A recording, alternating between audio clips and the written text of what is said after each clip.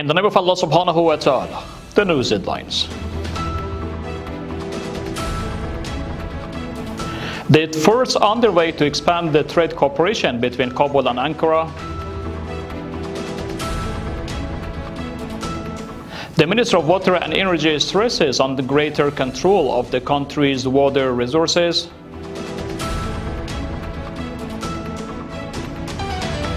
And finally, Russia and Ukraine moving toward a ceasefire. Welcome to our news package. It's Saturday, the 22nd of Zulqa'dat al-Haram, 1447, the 19th of Sawr, 1405, and the 9th of May, 2026. The news details. Sayyid Karim Hashemi, the Director General of Afghanistan Chamber of Commerce and Investment, has met with Aydin Yildiz, the charge of the affair of the Turkish embassy in Kabul. Based on the chamber, both sides discussed the expansion of trade relations, joint investment opportunities, increased exports, and the establishment of joint business council. They also emphasized the need for broader economic cooperation between the two countries. Mullah Muhammad Yunus Akhundzadeh, the Minister of Water and Energy, visited the site of Kilege hydropower dam in Dushi, the district of Baghlan province, during his official trip to that province.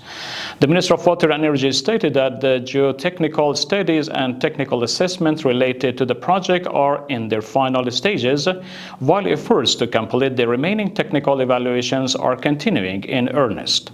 The ministry added that the construction of water and power dam remains one of the government's key priorities, and that the efforts to better manage Afghanistan's water resources and increase domestic energy production have been intensified. The news continuation. The Ministry for the Promotion of Virtue, Prevention of Vice and Complaints hearing states that 39 women in the provinces of Ghazni, Ghor, Balkh, Nimruz, Helmand and Pektika have been rescued from various forms of hardship.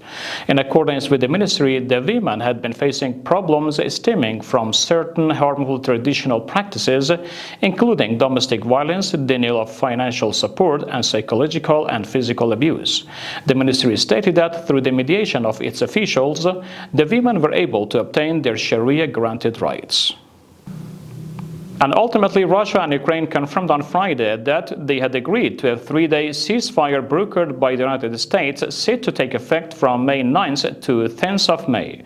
Reuters reported that the U.S. President Donald Trump expressed hope that the temporary ceasefire would be expanded, paving the way for reduced tensions and the continuation of peace talks between the two countries. That's the end of our news program. Informative materials from Urooj Research and Broadcasting Administration are available on social media and platforms. Wassalamu alaikum wa rahmatullahi ta'ala wa barakatuh.